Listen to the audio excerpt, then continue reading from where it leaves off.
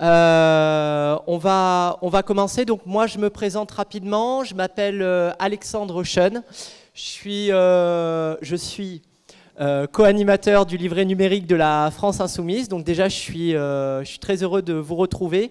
On fait cette année, on prévoit 2 conférences. Donc déjà, je vous les annonce. Donc vous avez cette conférence table ronde sur la surveillance numérique de masse face à la dystopie, c'est-à-dire le contraire de l'utopie.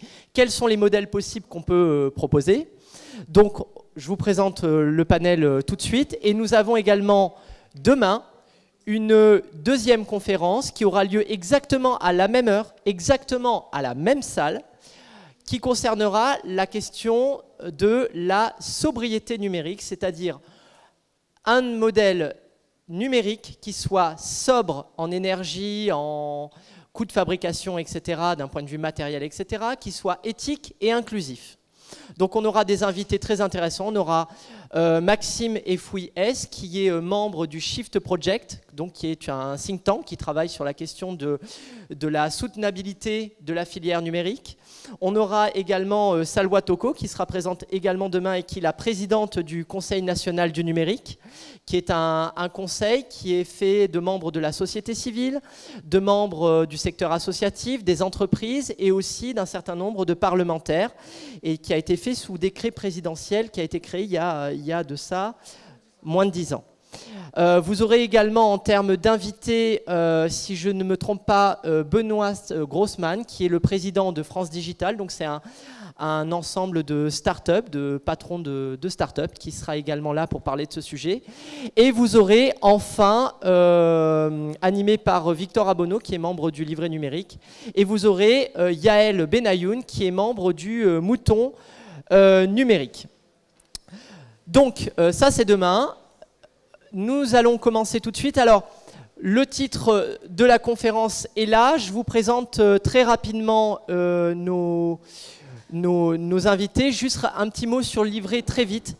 Le livret numérique, nous avons cette particularité au niveau du thème numérique au sein de la France Insoumise d'avoir non pas un, mais 2 livrets programmatiques. Un qui parle vraiment des questions de droits fondamentaux et un qui met davantage l'accent sur tout ce qui est les solutions libres, ouvertes, open data pour la société. Donc n'hésitez pas à aller consulter sur le site de l'Avenir en commun et de la France Insoumise.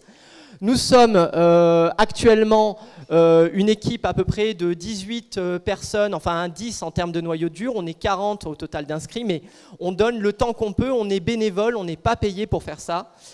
Donc c'est un sujet transversal.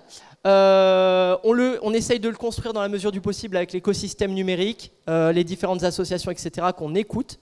Nous-mêmes, on travaille en général dans le milieu du numérique. Moi, je suis docteur en géographie des télécommunications, mais vous avez aussi, au-delà des géographes, vous avez des informaticiens, vous avez des chercheurs, vous avez des membres d'ONG qui travaillent sur ces sujets.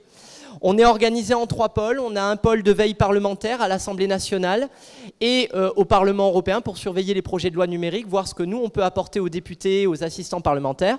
On a un espace de réflexion de fond qu'on a sur l'open data, la e-démocratie, etc. Donc ça, c'est au quotidien sur l'année.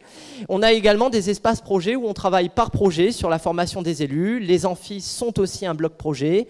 On a aussi un projet des assises du numérique de la France Insoumise à faire à la fin de l'année prochaine, avec différentes conférences, on espère dans un Fab Lab associatif à Paris ou ailleurs en France, avec des acteurs du numérique. Donc n'hésitez pas à nous rejoindre si vous avez un peu de temps à donner.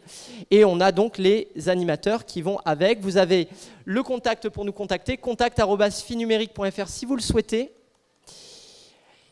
Et voilà, donc je vous présente rapidement nos invités. Pour commencer, alors je vais commencer dans l'ordre, il n'y a aucun ordre là-dedans, mais je vais commencer donc par Salwa Toko, qui est donc la présidente du Conseil national du numérique, donc qui est une instance, je vous ai dit, créée par décret présidentiel il y a moins de dizaine d'années, qui rassemble beaucoup d'acteurs, qui est une instance, il faut le préciser, Salwa Toko, qui est une instance qui est plutôt indépendante, il faut quand même le rappeler, qui arrive en tout cas à réfléchir de façon indépendante sur beaucoup de choses.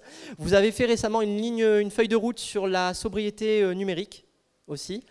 On continue ensuite avec Paula Forteza. Bonjour, merci d'avoir accepté notre invitation avant de partir à Pantin demain pour les journées des écologistes. Donc vous êtes députée EDS, vous êtes dissidente La République En Marche, vous êtes partie du groupe majoritaire La République En Marche.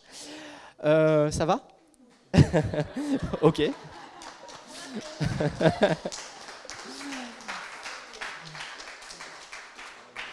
Ça fait du bien de lâcher un poids comme ça. Hein, ouais.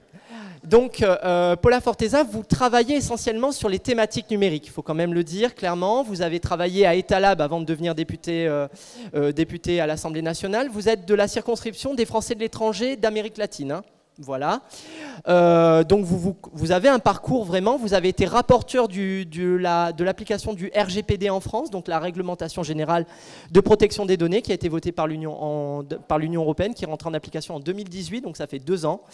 Et pourtant, elle n'est pas respectée non plus, donc on va en reparler. Chloé Berthelemy, bonjour. Vous êtes donc membre, vous êtes policy advisor, donc vous êtes conseillère politique au sein de l'EDRI, qui est une ONG basée à Bruxelles, qui s'occupe de fédérer différentes associations nationales de lutte pour les libertés numériques, les droits numériques sur Internet. Et donc, vous avez été notamment, vous êtes en veille sur beaucoup de sujets au Parlement européen, à parler avec la GUE, les Verts, les SND, etc., pour essayer de sensibiliser sur ces questions-là. Donc, merci d'avoir accepté notre invitation. Merci. Benoît Piédalu, bonjour. Vous êtes membre de la Quadrature du Net, qui a été créée il y a déjà quand même une dizaine d'années, quand même, hein, oui, facilement.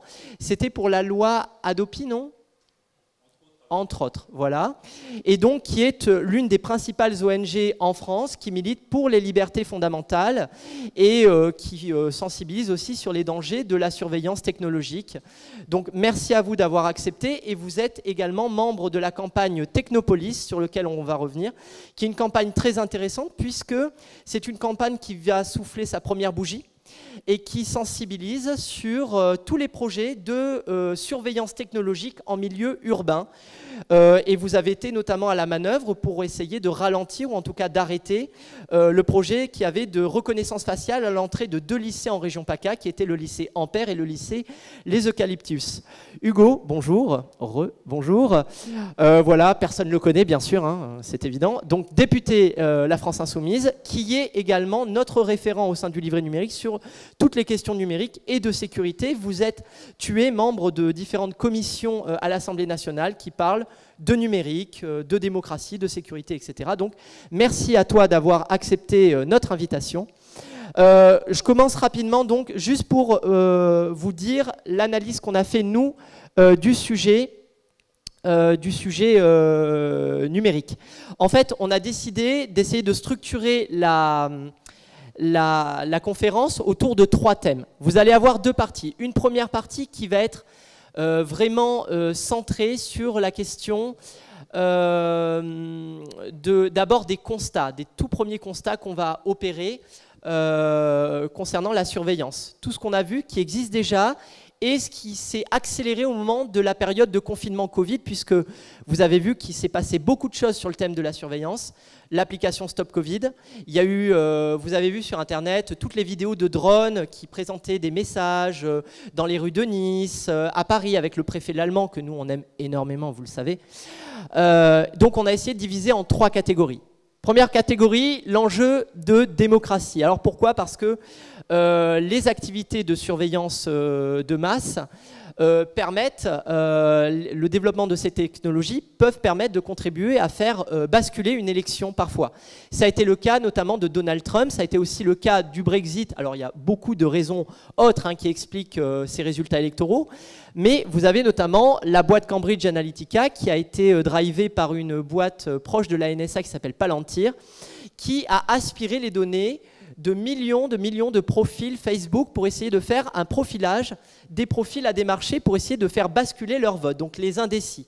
Et ils ont réussi, par exemple, à identifier un certain groupement de personnes et mettre en place le développement de ce qu'on appelle des ghost posts, c'est-à-dire en anglais des posts fantômes qui ne durent que quelques heures sur vos fils Facebook, avec notamment ce genre de visuel. Sais-tu qu'Hillary Clinton veut te piquer ton flingue? Et donc, pour quelqu'un qui est prêt à voter démocrate, mais qui est très attaché à la question du port d'armes, eh bien, c'est un vote de plus qui va vers le Donald Trump. Alors, quel résultat ça donne d'avoir ciblé avec Cambridge Analytica. C'est 3 swing states, 3 États qui ont été ciblés par Cambridge Analytica, ont passé Donald Trump alors qu'ils étaient censés plutôt passer Hillary Clinton. 23 000 voix d'écart dans le Wisconsin, 11 000 voix d'écart dans le Michigan et 40 000 voix dans la Pennsylvanie. Donc vous avez vraiment cet enjeu-là. On a aussi la question de l'enjeu en matière de droits fondamentaux. On va revenir avec nos invités sur le fait que les droits fondamentaux ont été extrêmement fragilisés à ce moment-là, notamment pendant la crise Covid, avec du contact tracking, l'utilisation de logiciels par Orange, notamment Fluvision par exemple, pour repérer les déplacements des gens, la question des drones, la question de la reconnaissance faciale, etc., etc. Et puis la question de l'économie, puisqu'en fait derrière toutes ces technologies, vous avez des sociétés, Ineo, Safran, Thales Armement, etc. Toutes ces grandes boîtes de la vidéosurveillance, de l'empreinte digitale, de la reconnaissance faciale, etc., ont un profit qui s'évalue à plusieurs milliards de dollars de chiffre d'affaires. Et donc, c'est une énorme armature économique qui s'est dressée entre les droits fondamentaux et le peuple, qu'on va essayer de déconstruire ensemble. Donc, on va commencer rapidement la conférence. Donc, pour commencer, peut-être une question liminaire, qui va être sur la question des droits fondamentaux, peut-être. Benoît, puisque c'est plutôt toi sur lequel on va commencer, après vous prendrez la parole tous. Benoît, est-ce que tu estimes qu'à l'heure actuelle, il y a encore... est-ce que tu estimes que pendant la pandémie, on est assisté à une situation d'effet de choc ? C'est-à-dire que finalement, on a eu une accélération des processus qui existaient déjà auparavant. Est-ce que tu estimes qu'il y a eu une cristallisation des technologies de reconnaissance faciale, de vidéosurveillance, etc. Sur ça? Et après, on prendra plutôt l'échelon européen et des constats un peu plus généraux ensuite. Ok, merci. Oui, alors on attaque très, très chaud. Donc, alors, la campagne Technopolis, plus fort. Ouais, la campagne Technopolis existe, donc a été lancée en septembre 2019, donc c'était bien avant le Covid, et on avait déjà fait à l'époque le constat que ces technologies de surveillance urbaine étaient en plein essor. Ça faisait déjà plus d'1 an qu'on travaillait un peu sur le sujet et qu'on voyait tout ça monter. Donc non, évidemment, ces technologies de surveillance, drones, reconnaissance faciale et autres n'existent pas uniquement depuis le Covid. On n'en parle pas que depuis ce moment-là. Il faut voir aussi Fluvision dont tu parlais existe depuis, il me semble, 2016 chez Orange pour de la surveillance de population. C'est un produit totalement illégal qui utilise des données personnelles et techniques pour fonctionner. Donc non, en fait, ces technologies existaient bien avant.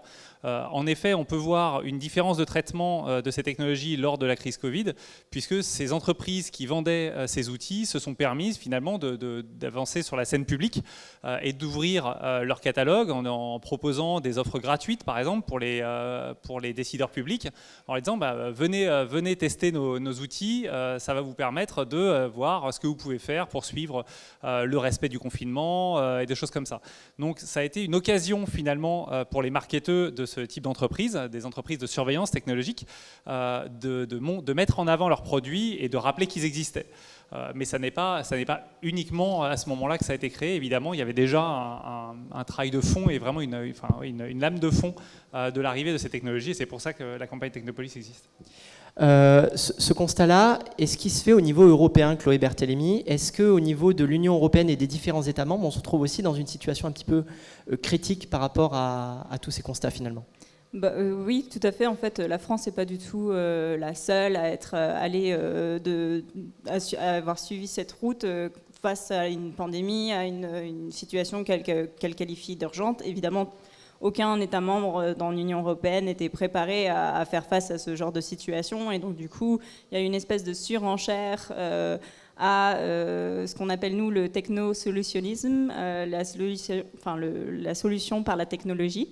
Et c'était fort bien parce que en fait, ça collait tout à fait avec le projet politique de la Commission européenne qui essaye en ce moment de développer une stratégie au niveau européen pour devenir un peu le leader, un leader mondial dans le marché de la donnée.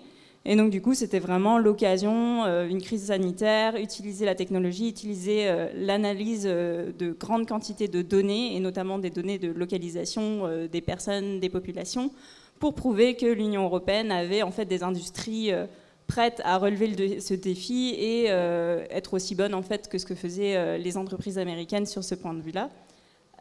Au niveau des États membres, évidemment, il y a aussi des pratiques, il y a aussi eu des utilisations de technologies assez sophistiquées.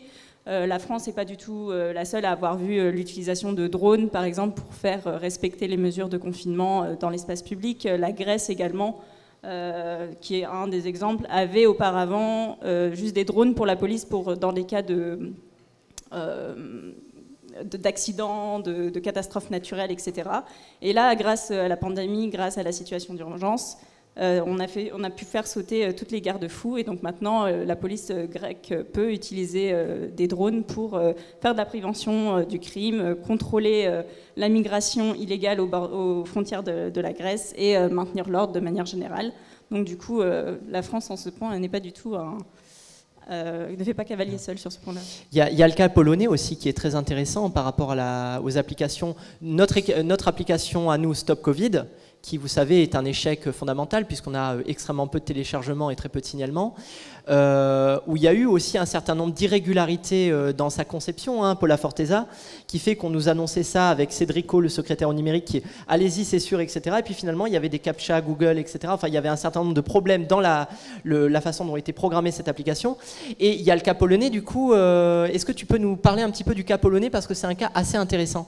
Oui, alors le cas polonais, oui, c'est le plus extrême, l'un des plus extrêmes au niveau pour faire respecter encore une fois les mesures plutôt de quarantaine cette fois-ci, a mis en place. Ils ont quand même donné le choix à leurs citoyens.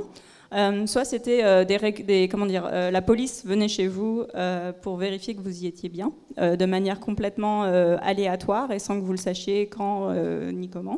Soit vous aviez la praticité, l'opportunité incroyable de télécharger une application sur votre téléphone qui s'appelait Home Quarantine, et donc du coup qui utilisait les données de GPS et aussi un accès à votre caméra. Et donc du coup vous vous identifiez sur cette application en envoyant un selfie, et ce selfie va être conservé par le gouvernement pendant plus de 6 ans, déjà de base.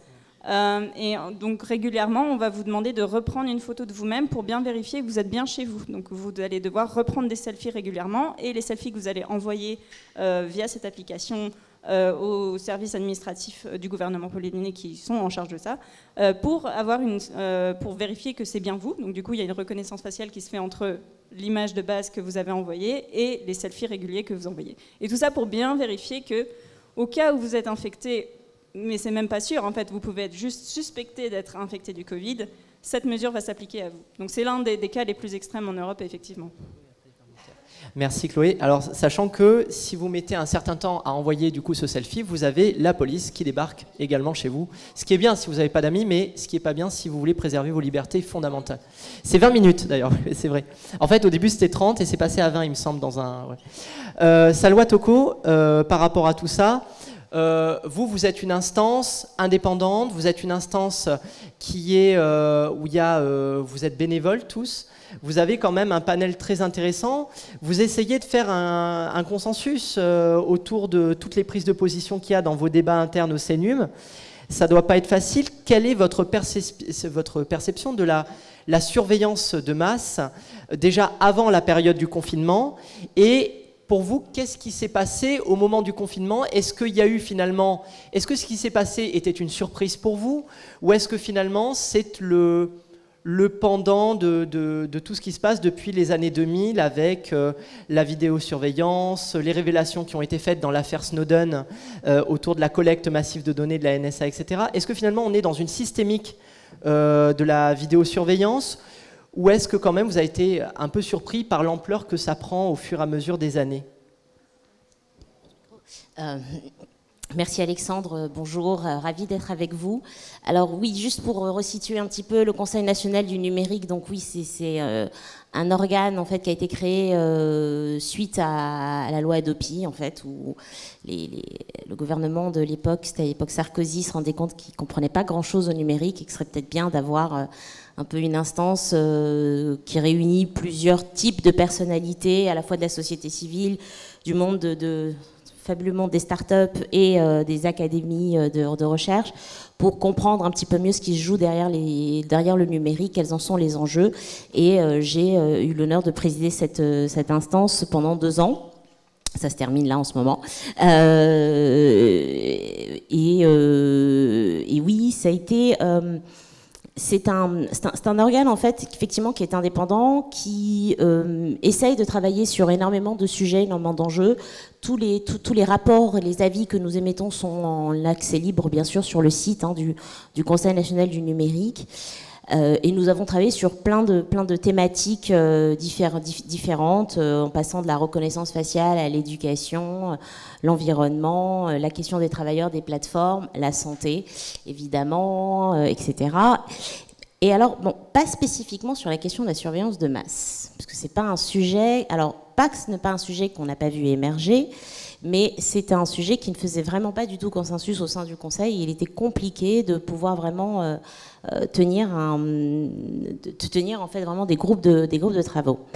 Par contre, en travaillant sur la question de la reconnaissance faciale, on a œuvré à penser un livre blanc de guide en fait sur la question de la reconnaissance faciale, avec différents acteurs, dont le World Economic Forum qui nous avait sollicité pour réfléchir en fait à quelle pourrait être la réglementation internationale qui gérerait la question de la reconnaissance faciale, qui donc amène à cette question de surveillance de masse. Alors non, je ne suis absolument pas surprise en fait que les États, face à des situations qu'ils ne comprennent pas, qu'ils ne maîtrisent pas, dont ils cherchent constamment sous la pression à la fois politique, lobbying économique, industriel, etc., à trouver des solutions, que oui, le solutionnisme technologique arrive très très vite, parce qu'on vit dans des démocraties aujourd'hui, notamment dans le monde de l'Occident, où la technologie est vue un petit peu comme le supra-mantra qui va être la base d'une meilleure fluidification de mise en place d'œuvres politiques. J'appellerais ça comme ça. Alors, du coup, on a été sollicité, on a été saisi, nous, par Cédrico, avec la CNIL, sur Stop Covid.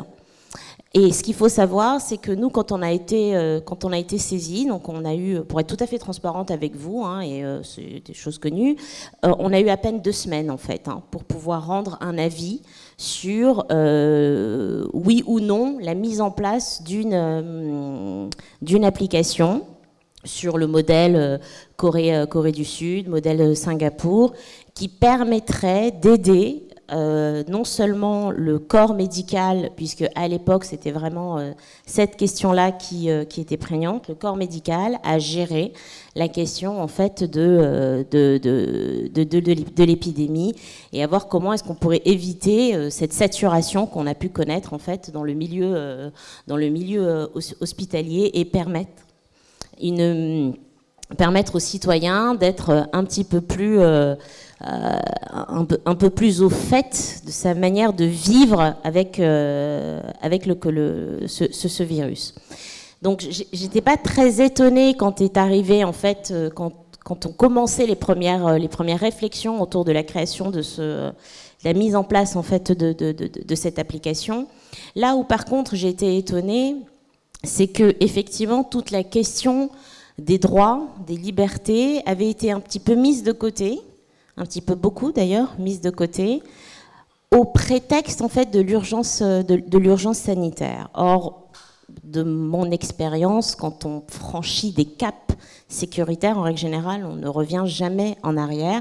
Et tout notre sujet, nous, au sein du Conseil, a été de délivrer en fait un avis qui disait oui, pourquoi pas, mais à condition que cela respecte tel sujet. Et ce qu'il faut savoir, c'est que nous n'avions pas la possibilité, nous, d'auditer en fait l'algorithme, et donc nous n'avions pas encore, nous travaillions sur quelque chose qui était en devenir, qui n'était pas encore créé, et malgré les auditions, malgré notre volonté, et d'avoir essayé de faire en sorte de mettre des garde-fous, eh ben, la CNIL a retoqué le gouvernement courant juillet, lui demandant effectivement de revoir un petit peu sa copie.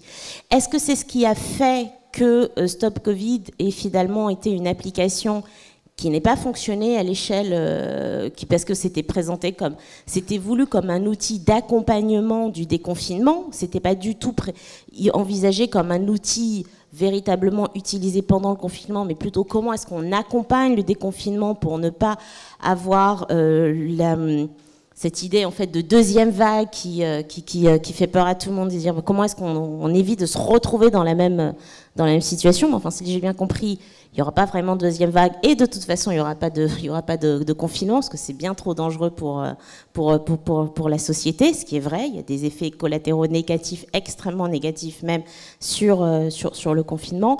Donc, ce qu'il faut bien comprendre, c'est que nous, quand on a dû travailler en fait sur cette application, on n'avait vraiment pas tant que ça de données précises sur la manière en fait dont véritablement quelle allait vraiment être la politique, en fait, la stratégie de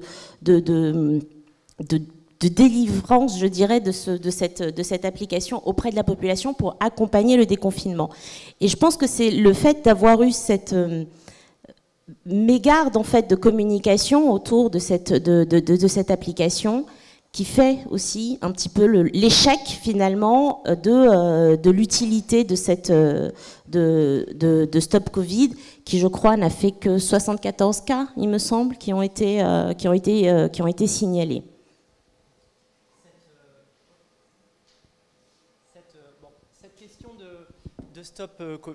Cette question de Stop Covid, Paula Forteza, vous avez été assez contestataire, en tout cas, sur cette question-là. Pour vous, quelle est la leçon à retenir de ce qui s'est passé pendant le confinement sur la surveillance de masse, que ce soit à travers Stop Covid ou à travers l'utilisation de Fluvision, etc., des drones? Quelle réflexion vous menez sur l'état de la situation dans lequel on est actuellement? Alors, sur Stop Covid, déjà, je pense que ça marque un peu la fin de la Startup Nation, hein, parce que voilà, cet échec assez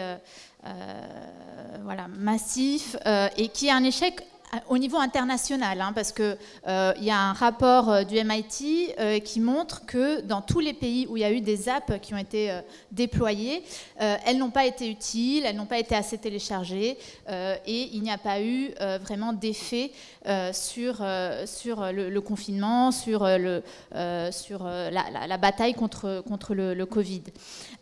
Donc je pense que c'est déjà l'échec de la Startup Nation, c'est aussi un manque d'humilité dont a fait part le gouvernement sur ce projet, avec vraiment un solutionnisme technologique en tête, et un secrétaire d'État au numérique qui venait à l'Assemblée nationale nous dire que les personnes qui s'opposent à cette application, les personnes qui osent la contester, devront prendre en charge sur leurs épaules la responsabilité de plus de morts et plus de malades. Donc c'était une sorte de chantage aux morts, chantage aux malades, qui était assez choquant, assez troublant pour maintenir un débat démocratique, sain, apaisé à l'Assemblée nationale sur ces sujets.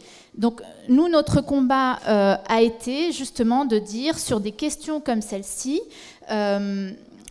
des réglementations qui existent, comme le RGPD, ne sont pas suffisantes. Il y a une sorte d'angle mort sur la question de l'éthique du numérique qui n'a pas été adressée par la régulation et qui doit être décidée de façon démocratique. Et il n'y a pas aujourd'hui les institutions, les espaces où ces discussions peuvent avoir lieu.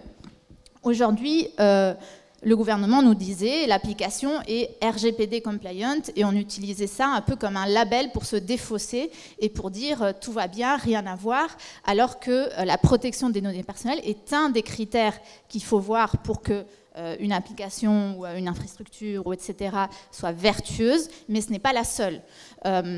Et donc, toute cette question autour de l'éthique du numérique n'est pas assez traitée. Et nous, ce qu'on s'est dit, on a réclamé sur cette question, on veut un vote à l'Assemblée nationale, un vote démocratique où la représentation nationale puisse avoir un débat qui soit transparent, ouvert et qui puisse voilà, nourrir le débat dans l'opinion publique aussi et qui puisse être tranché démocratiquement. Et le cas est que le gouvernement n'était pas obligé à le faire. Donc aujourd'hui, le gouvernement peut décider tout seul de mettre en place ou pas ce type d'application. Donc nous, c'était ça vraiment qui nous a fait tiquer, entre guillemets. Et donc ce qu'on prépare en ce moment, c'est une PPL, donc une proposition de loi, pour mettre un cadre...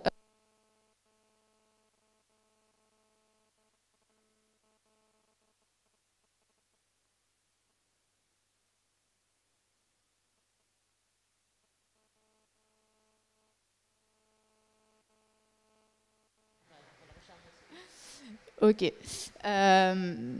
Donc pour mettre un cadre institutionnel dans lequel on puisse avoir des décisions démocratiques sur ces questions.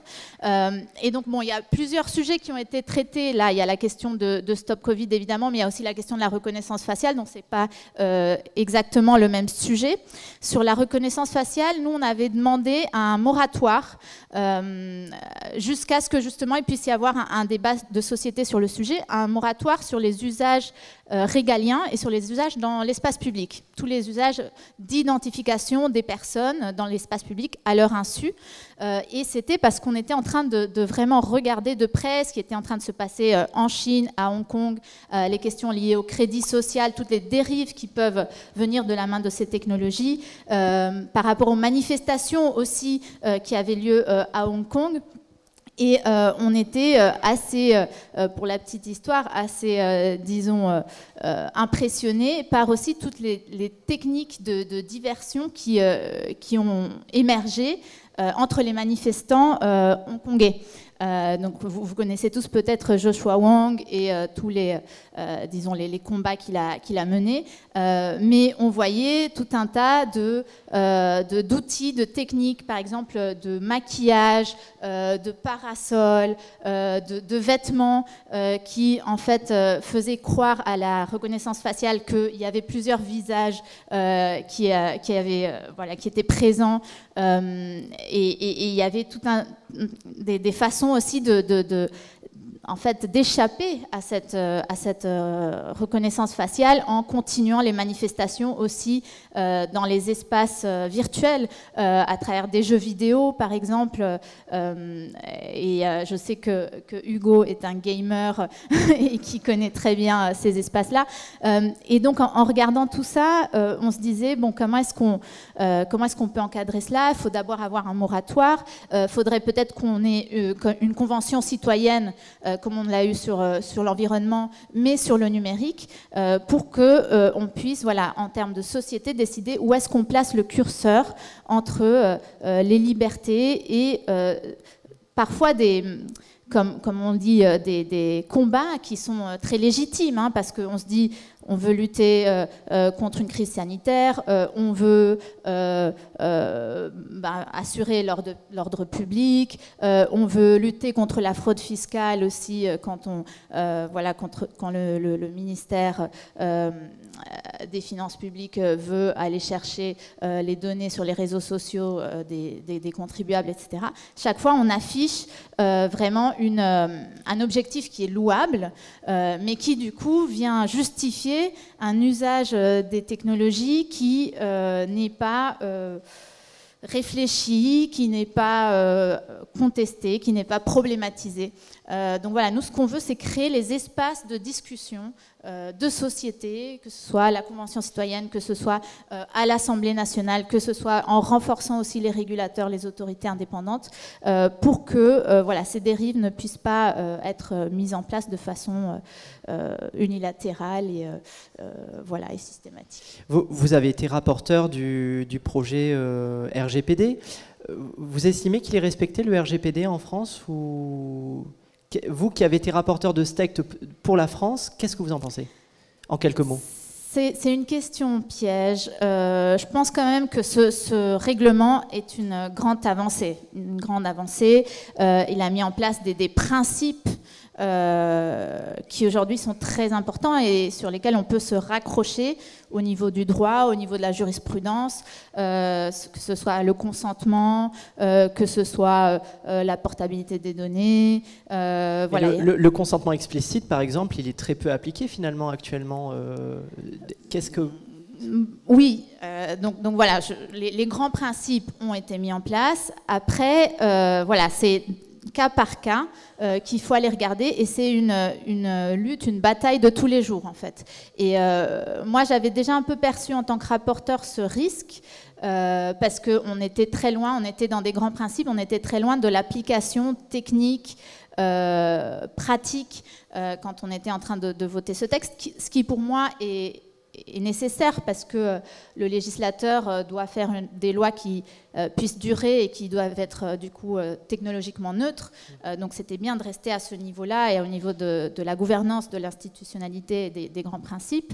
Mais donc moi ce que je m'étais dit c'est il faut qu'on donne aux citoyens les moyens de du coup mettre en œuvre et faire respecter ces grands principes. Et donc j'avais beaucoup insisté sur la question de l'action de groupe. Et donc c'est ce moyen qu'ont les citoyens de faire appel à des associations et de façon collective de vraiment faire respecter les grands principes du RGPD. Et donc voilà, moi je crois que ce texte, évidemment, il n'allait pas se mettre en œuvre du jour au lendemain parce qu'il concerne aussi énormément d'acteurs, beaucoup de petits acteurs aussi qui parfois n'ont pas les moyens. Beaucoup de grands acteurs qui ont les moyens mais ne font pas les efforts ou essayent de contourner. Mais voilà, ce que je pense qui est important, c'est de créer à travers la loi les contre-pouvoirs aux géants du numérique et donc à travers notamment l'action de groupe, tout ce qu'on a pu appeler avec Sébastien Soriano la régulation par la société. On a écrit quelques articles là-dessus et donc c'est comment tu donnes le pouvoir d'agir aux citoyens pour qu'ils puissent au fil de l'eau faire respecter et se protéger contre les abus et les dérives. Hugo, toi à l'Assemblée nationale, tu as mené un certain nombre de combats sur tout ça. Quel a été ton état d'esprit pendant le confinement par rapport à toutes ces thématiques de la surveillance? Et tu mènes ces combats depuis très longtemps pour nous à l'Assemblée. Merci à toi. Qu'est-ce que tu penses de tout ça? C'est clair que la problématique a été mise en exergue pour le grand public finalement avec l'application Stop Covid, parce que là il y a eu un gros débat, une montée en puissance médiatique, tout le monde a entendu parler de cette application et a pu se dire ouais, est-ce que vraiment je vais être suivi, est-ce que le Bluetooth, c'est quoi le Bluetooth d'ailleurs, comment ça marche, bref, des trucs que personne ne s'était jamais posé comme question, ont été mis sur la table. Mais il faut bien se rendre compte que la question du numérique, du fichage et des données personnelles, elle est effectivement très régulièrement présente à l'Assemblée nationale. Et le RGPD n'est finalement qu'un élément parmi tout un tas d'autres. Et d'ailleurs, un élément où le gouvernement l'a fait, je ne vais pas dire sous la contrainte, mais sous une certaine forme de contrainte, puisque c'est une directive européenne et qu'il était obligé de la transposer. Et d'ailleurs, à l'époque, j'étais en train de relire mes notes, les notes de l'époque qu'on avait faites sur le texte de loi, le Conseil d'État, la CNIL elle-même avait dénoncé un projet de loi écrit dans la précipitation. Et à chaque fois, c'est toujours pareil. Quand il y a un texte à transposer, on attend toujours les 3-4 derniers mois. Allez, puis après on nous dit dans l'hémicycle, oui, mais bon, vous comprenez, bon, je n'en veux pas la rapporteure de l'époque, mais on vous dit, vous comprenez, il faut le voter parce que sinon après on n'est plus dans les clous. Et il y a une petite menace en permanence pour ne pas faire quoi ?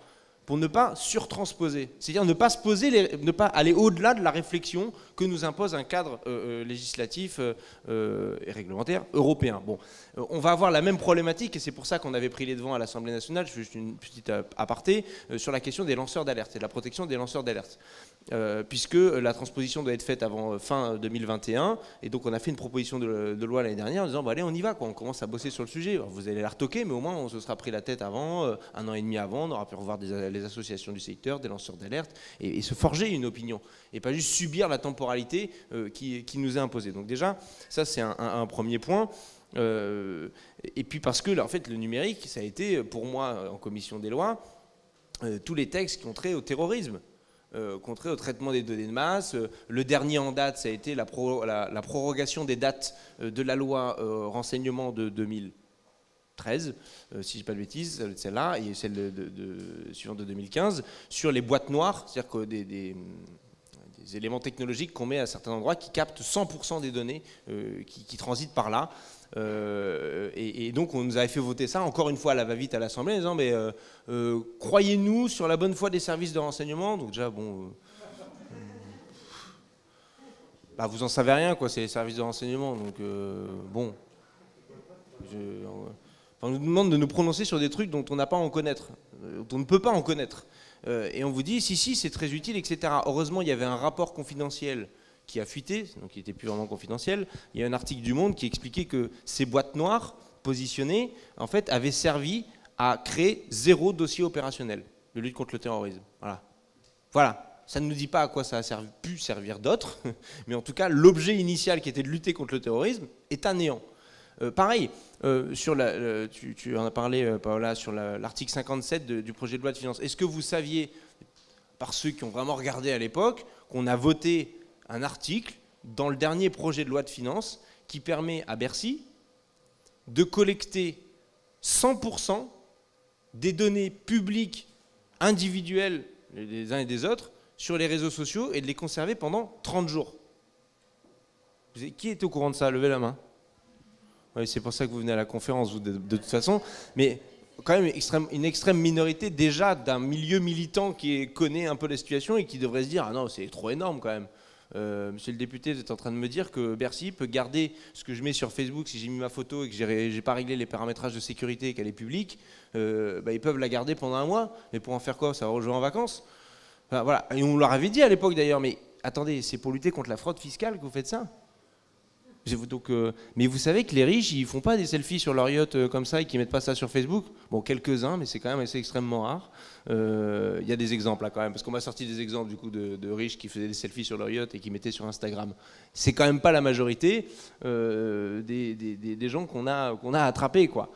Et donc on est bien dans cette logique-là qui a déjà énervé complètement Bercy dans la lutte contre la fraude fiscale, puisque eux-mêmes, en retirant des effectifs de contrôleurs fiscaux, ont mis en place et développé massivement ce qu'ils appellent le data mining, qui est juste un croisement de différents types de fichiers déjà internes à l'administration pour, par échantillonnage et par probabilité de risque, on va dire ça, vont dire bah, lui, il a une très forte probabilité d'être délinquant. Ce qui fait qu'on n'est même plus sur un traitement exhaustif, on ne se fait même plus confiance au renseignement humain, qui lui avait une certaine qualité aussi, par-delà les algorithmes. Donc cette question numérique, elle n'est pas juste pour le RGPD ou Stop Covid, elle est aussi en matière fiscale, elle est en matière de terrorisme, elle est en tout un tas de matières. Et puis on voit bien qu'à la fin, à la fin du fin, cette question des données personnelles n'est pas une question de liberté individuelle. Pour les capitalistes, ce n'est pas une question de liberté individuelle. C'est éventuellement une question de liberté individuelle. On y fera attention, donc on dit rassurez-vous, bien sûr que nous avons pris en compte la dimension des libertés individuelles, et il ne s'agit pas pour nous de les remettre en cause. Mais à la fin, l'objectif concret, c'est que c'est devenu un marché énorme, énormissime, et que vous pouvez faire beaucoup d'argent dans le traitement et le retraitement des données personnelles. C'était dit avec Palantir, mais on l'a vu, alors beaucoup moins avouable, parce que pas forcément dans les clous de la réglementation, mais il y a le scandale de Cambridge Analytica, où on voit comment pousser à l'extrême, les données personnelles peuvent même influencer l'opinion d'un pays en vue d'une élection majeure, quoi. Donc il est clair que ça doit toutes et tous nous concerner. Et ce qu'il faut bien se dire, c'est que c'est pas parce qu'une technologie, c'est pas parce qu'une technologie est opérante, enfin, je veux dire qu'on sait la mettre en œuvre, qu'elle est souhaitable. Voilà, premièrement, il y a plein d'exemples dans l'histoire, donc on va pas faire la liste, hein, mais ça c'est le premier point. Et deuxièmement, quand on vous dit que c'est une technologie qui est développée dans un but particulier, dites-vous bien que bien souvent cette technologie peut être utilisée en réalité en toute matière, et que c'est souvent la première étape pour l'élargir. Et ça a été systématiquement ça, le sens de l'histoire des libertés fondamentales, des libertés individuelles en matière pénale tout court et en matière numérique aussi, quoi. Et on suit exactement la même logique. Donc à l'Assemblée, oui, on a essayé de porter des contre-arguments qui nous semblaient de bon sens, de bonne foi, sans qu'ils puissent arriver à terme, évidemment. Et je me souviens que sur la question qu'on avait eue, j'ai participé au débat sur le RGPD, on ne s'était pas embrouillé en soi sur le fond de dire il faut contrôler les algorithmes, etc. Enfin, je veux dire, voilà, globalement, on peut se dire que ça allait dans le bon sens et que c'était une protection supplémentaire. Là où nous, on a été casse-pieds dans l'hémicycle, je pense qu'on s'en souvient réciproquement, c'est sur la question des moyens de l'application du droit qu'on met en œuvre. Enfin, je veux dire, un droit sans moyens, ok, c'est cool, quoi, mais à quoi ça sert? Et d'ailleurs, la grande partie de combats syndicaux aujourd'hui, y compris dans les entreprises, ils se battent pour faire appliquer la loi. Et d'ailleurs, ils espèrent avoir en renfort à ce moment-là l'inspection du travail. Et ils se rendent compte qu'il n'y a plus personne, qu'en plus, s'il y en a un qui pointe le bout de son nez et qui il peut se faire mettre à pied, qu'on fait la conférence sur Anthony Smith, bon bref, qu'on salue et qu'on soutient. Donc on voit bien que ce n'est pas un sujet annexe que de discuter des moyens de la CNIL quand on vote le texte sur le RGPD. Justement, sur cette question-là, est-ce que toi t'estimes, Hugo, que par exemple la CNIL, qui a quand même reçu beaucoup plus de pouvoir depuis le RGPD, est-ce que tu estimes que la CNIL est sous-dimensionnée par rapport à ses impératifs, à son rôle de veille aussi à travers les entreprises, etc. Sachant que Falque Pierrotin, qui était l'ancienne présidente de la CNIL, avait déjà lancé des signaux d'alerte sur ça. Oui, la CNIL est comme beaucoup d'autres administrations en réalité. Et je pense aux défenseurs des droits, par exemple, à qui on a refilé, un exemple, ça vous entendre parler éventuellement de la déontologie des services de sécurité, des forces de sécurité, la police, voilà. Le défenseur des droits a eu cette mission qui lui a été donnée en 2016, si je ne dis pas de bêtises, pour faire en sorte que vous n'êtes pas obligé de vous plaindre que à l'IGPN, vous pouvez aussi envoyer un signalement au défenseur des droits, et il a eu des suites de cette mission-là, un ETPT en plus, un équivalent emploi. Un emploi, quoi. Alors ils se sont réorganisés en interne, il n'y a pas qu'un type qui fait ça, quoi, mais c'est n'importe quoi. Et la CNIL, c'est pareil. En fait, la CNIL a eu des compétences qui ont cessé de s'accroître avec des moyens qui ne sont pas bons. Donc effectivement, derrière, je comprends qu'on veuille se dire il faut renforcer la capacité des citoyens de se faire administration eux-mêmes. Mais est-ce que c'est satisfaisant ? 2 secondes, Hugo, pour rajouter quelques chiffres là-dessus. Aujourd'hui, la CNIL française a 200 effectifs et la CNIL allemande et la CNIL du Royaume-Uni ont 700 effectifs. Donc c'est un peu pour comparer, voilà, pour voir à quel point on est toujours un peu à la traîne sur ce sujet. Alors peut-être dernière question et intervention très rapide. Benoît, on a beaucoup parlé notamment tout à l'heure d'entreprises et de chiffre d'affaires autour de tout ça. Est-ce que toi, tu estimes par exemple qu'on évolue dans un capitalisme de surveillance aujourd'hui ?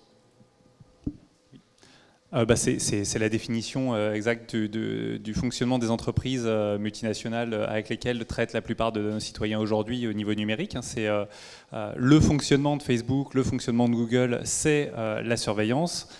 Dans un objectif de capitaliser, d'augmenter leur mainmise sur la connaissance, d'augmenter la puissance des algos qu'ils vont utiliser pour faire du traitement donc avec des réseaux de neurones permettant de faire de la classification sur les populations, puis de fournir des outils qui vont utiliser cette connaissance derrière. Donc principalement chez Google et chez Facebook, ça va être de la vente de publicité, ce qui n'est pas forcément le truc le plus intéressant, mais qui rapporte, je crois que c'est 95% du chiffre d'affaires de Facebook, c'est sur la publicité, donc majoritairement ciblé, même quand on a choisi de ne pas être ciblé par la publicité, en fait il continue. D'ailleurs c'est pareil, j'ai déposé une plainte auprès de la CNIL sur ce sujet-là, je n'ai aucune nouvelle pour le moment, donc la question du budget de la CNIL et de son efficacité est vraiment un sujet extrêmement important sur ce débat-là, mais oui, en effet, les entreprises aujourd'hui travaillent énormément sur cette question-là. On a un sujet aussi autour de la reconnaissance faciale, aussi autour de cette question de données personnelles. Aujourd'hui, on pose la question de savoir quelle est la légitimité de l'usage de l'ensemble des outils de reconnaissance faciale à la Quadrature. Parce que tous ces outils-là ont été entraînés avec des données. On parlait de Clearview, tu as parlé de Clearview AI en introduction, mais en fait l'ensemble des algorithmes qui utilisent la reconnaissance faciale utilisent des visages qui ont été récupérés à droite et à gauche pour faire les entraînements. Clearview AI se targue d'être le plus puissant, d'avoir la base de données la plus importante, en ayant récupéré toutes ces données personnelles à peu près n'importe où, sur des endroits où elle n'a absolument aucun droit de le faire. Et pourtant, elle vend ces outils à des autorités qui l'attaquent pour l'origine des données qu'elle a captées.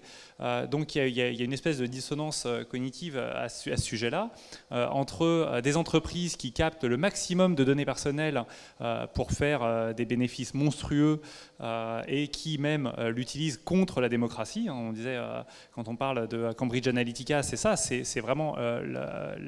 ces entreprises vont à l'encontre de toute idée démocratique en faisant de la manipulation personnalisée. Alors on peut dire qu'avant, ou dans un monde habituel politique qu'on a, on fait de la manipulation de masse avec des spots publicitaires, des choses comme ça. Mais là, on atteint un niveau de précision de la manipulation des masses qui est jamais atteint et qui n'est pas autorisé, qui n'est permis plutôt, qui n'est pas autorisé, mais qui est permis par la captation d'énormément de données personnelles. Et c'est pour ça que nous, ce qu'on pense, c'est qu'avec une réelle application du RGPD aujourd'hui, s'il était réellement appliqué dans les règles, avec l'équivalent de la police qui soit pas une dizaine d'enquêteurs de la CNIL capables de gérer je crois que c'est 34 000 plaintes par an déposées auprès de la CNIL, ce qui est évidemment impossible à gérer. En fait, ce qu'on demande, c'est que ce soit réellement appliqué, et la conséquence, c'est la chute, c'est la disparition en fait de ce type d'économie. Cette économie ne peut pas vivre avec un RGPD réellement appliqué.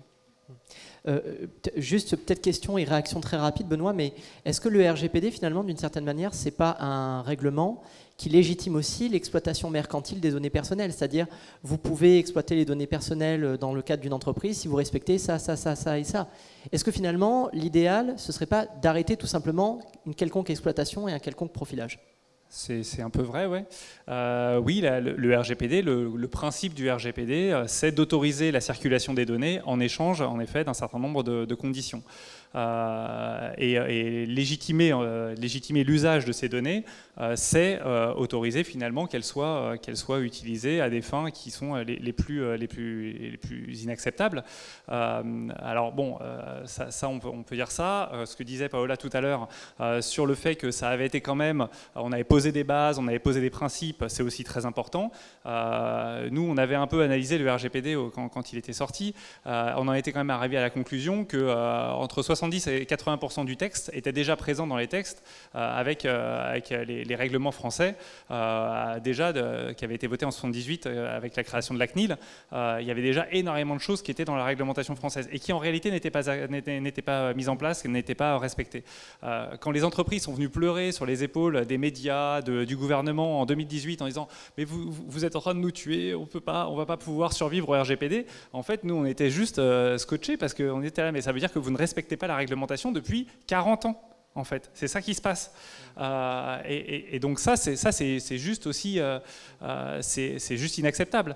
Donc voilà. Enfin. On va passer à la... Ah oui, j'avais aussi, sur la question de la reconnaissance faciale aussi, c'est pour ça que le fait de laisser des réglementations, et c'est pour ça que le moratoire qu'avait proposé Paola, ou ton groupe, nous semble pas acceptable non plus, et d'ailleurs on reparlera aussi des moratoires proposés par un certain nombre d'entreprises. Sur l'usage de la reconnaissance faciale nous paraît pas acceptable, et nous on demande l'annulation et l'interdiction totale de l'usage de la reconnaissance faciale, au moins dans des usages urbains et policiers, parce que justement autoriser cette reconnaissance faciale, c'est permettre qu'elle soit utilisée de n'importe quelle manière. Et le moratoire arrêtera personne là-dessus.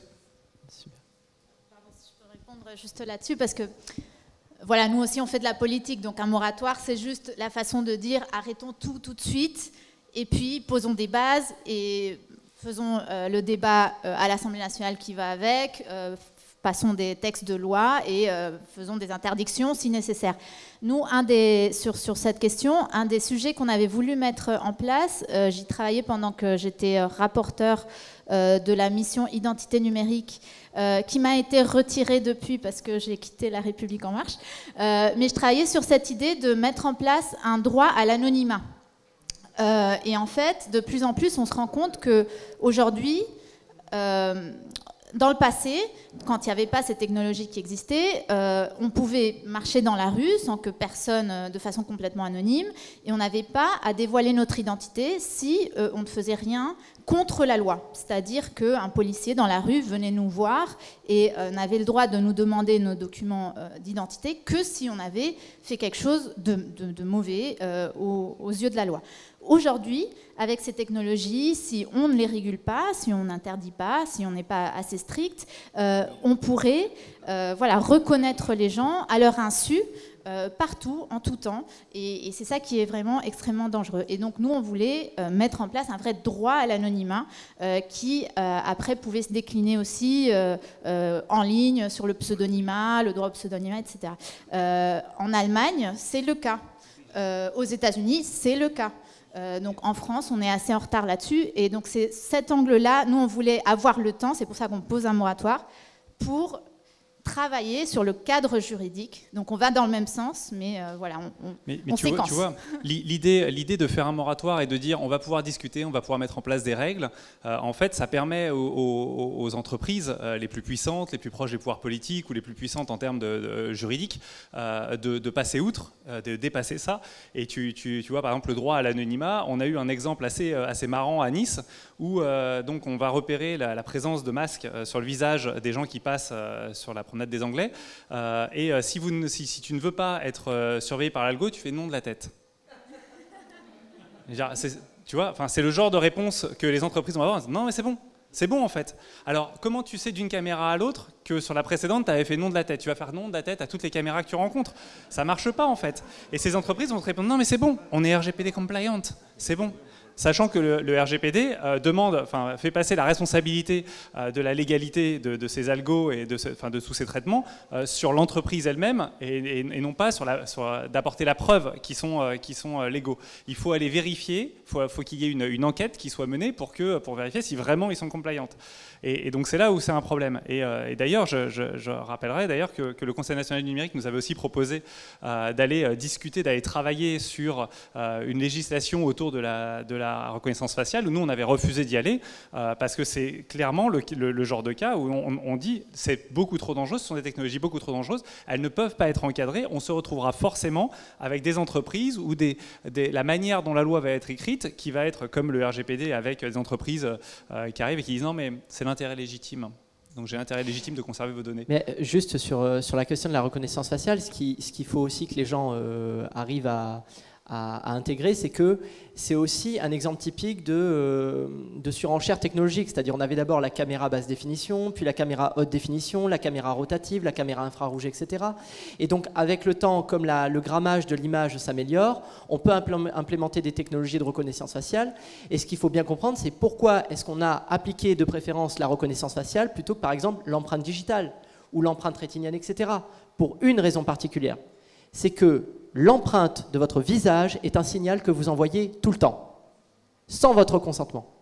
Et c'est là où la question de la reconnaissance faciale est une vraie question de cristallisation de l'ensemble des débats que l'on porte. Alors, on va essayer de terminer sur des questions de solutions très rapidement, parce qu'il faut laisser la place aussi aux questions des gens qui, à mon avis, seront nombreuses. Donc, juste sur des questions de solutions en 1 minute chacun, ça va être un exercice très tendu.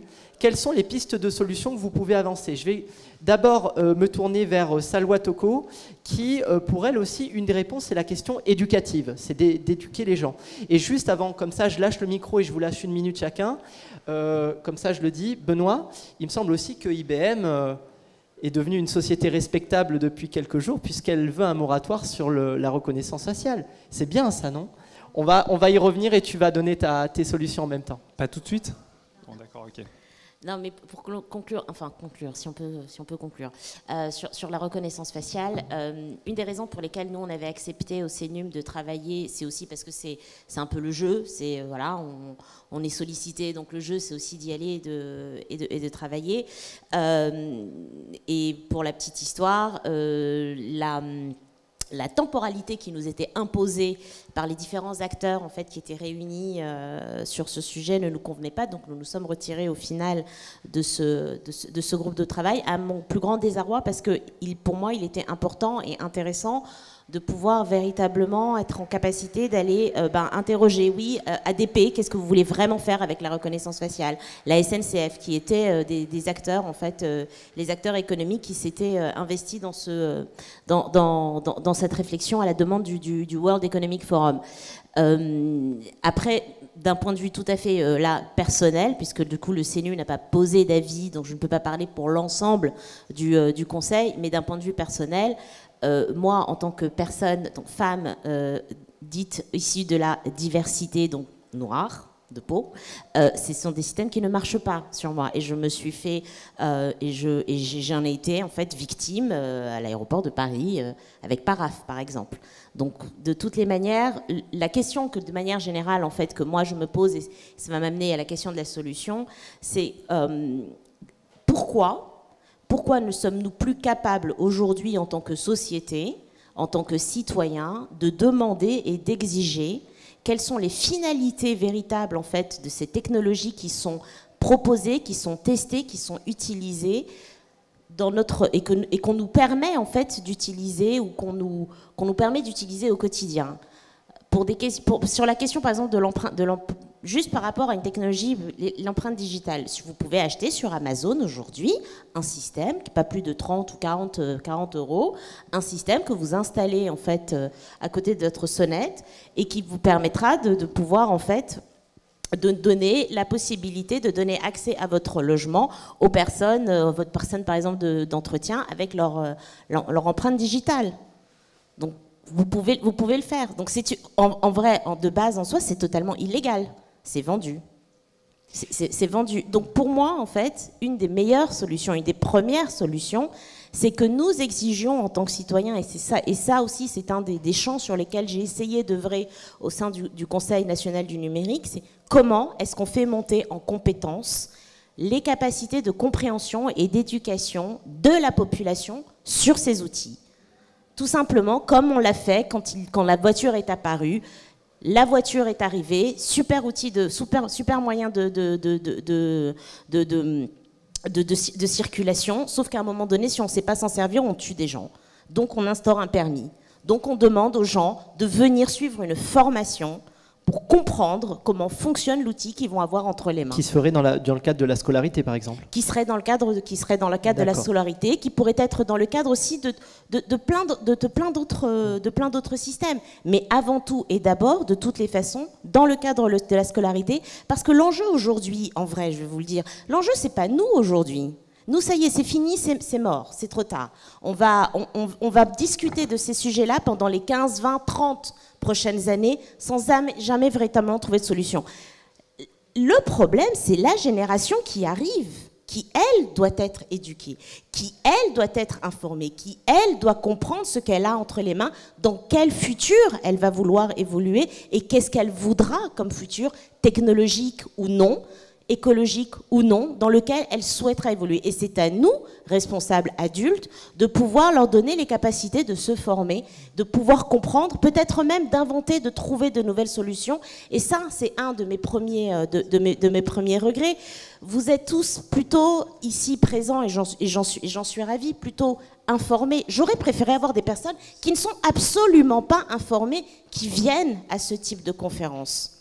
Il est là notre enjeu. Allons chercher ceux qui ne sont pas informés, ceux qui ne comprennent pas. Allons chercher les jeunes, réunissons les jeunes et travaillons avec eux. Tu utilises TikTok? Ok, montre-moi comment TikTok marche et moi je vais te montrer ce qu'il y a derrière. Et ça, c'est ce que je fais dans le cadre de mon association Becomtech, mais uniquement auprès des filles, parce que pour moi, l'avenir, il est chez les filles. Rapidement, Paula, toi, comment est-ce que tu conçois en une minute wow. Ouais, parce qu'il faut aussi qu'on puisse laisser les gens poser leurs questions. Quelles sont tes pistes de solutions? Renforcer un RGPD, renforcer les moyens, un moratoire, un référendum d'initiative citoyenne? Bon, il y a plein de pistes de travail via le droit de la concurrence. on peut interdire le micro-ciblage, la transparence des algorithmes, c'est extrêmement important. Bon, il y a plein de pistes de travail, chacune d'entre elles mériterait des heures et des heures de débat. Mais je voulais revenir un peu sur cette question de tactique, parce qu'on a toujours ces mêmes discussions avec la Quadrature, où eux sont beaucoup plus ambitieux et peut-être principistes que moi. Et moi, sur le principe, je suis d'accord. Mais ce que j'essaye de faire au niveau politique, c'est de construire du consensus. Et donc de commencer par dire qu'est-ce qui peut susciter le plus de consensus pour acheter du temps, par exemple. L'idée du moratoire, c'est de s'acheter du temps.